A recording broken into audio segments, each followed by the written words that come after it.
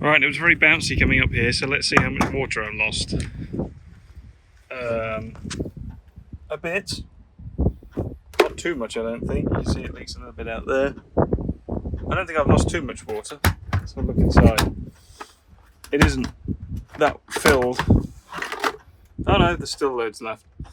It wasn't filled up that much. Not too bad. It does leak a little bit. Something to bear in mind if you have this in a van, I suppose. Hello and welcome to the rainy and windy Midlands. I was ready to record and then it whizzed it down and I've been buzzed by a helicopter. Go away helicopter, leave me alone. And it's windy, but maybe I'll get through this one okay. Apologies for any wind noise. Now I don't usually do videos in front of the camera, but I'm making an exception here to show off this latest Makita tool that I've bought and the modifications I've made because they could help other people.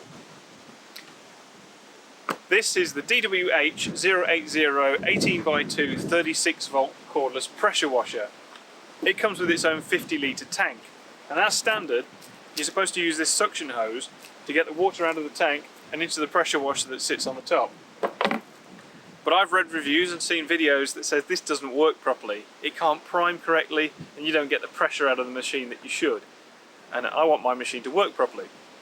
So I've set about modifying it. The tank has two caps on it. One that's on the top, which is used to put the hose through it, and one down here for draining.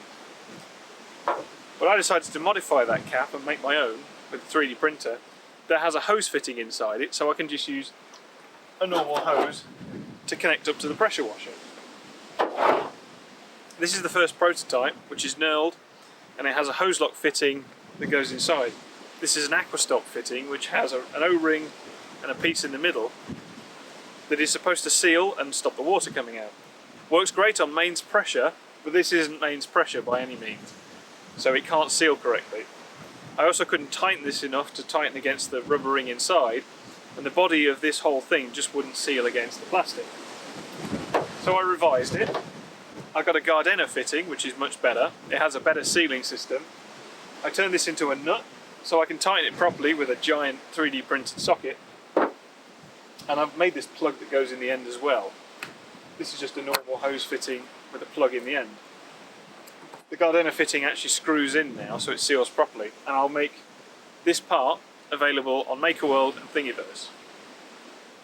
So that allows me to put this slightly uphill or even level with the pressure washer and use gravity to help me to my advantage so that it primes correctly. And I just connect the two using this hose that I almost hit myself with.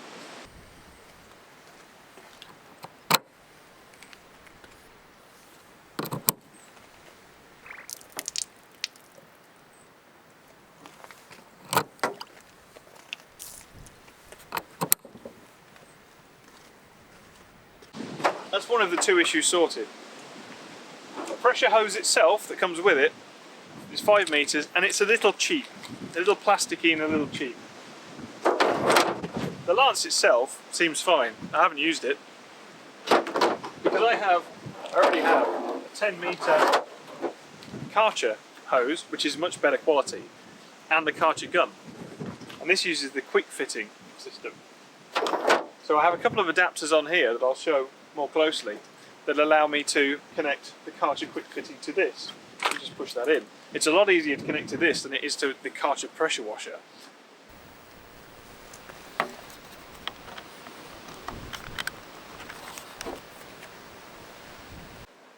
Being a lower pressure, this machine doesn't work with all the Karcher fittings that came with my K2. It doesn't work with the variable lance, but it does work with this angle adjustable blaster, and more importantly for me, the turbo hose, and it'll also work with an adapter and these little coloured ones. But overall, it makes it a lot easier to use. Now, as far as batteries, I have two 5 amp hours in here. I've gone through 50 litres with the 5 amp hours on the second setting, full power, and it was down to 1 bar on one battery and 2 bars on the other. I think I could get another 30 or 40 litres before the batteries died, and it's really easy to just swap in another couple of batteries. So what I'm going to do now is get this down, set it up, and give the Land Rover a quick blast to show you how it works. I'm going to be leaving that way and there are massive puddles, so I'm probably going to undo all the work that I'm doing here anyway. But, you know, I need to demonstrate it for you.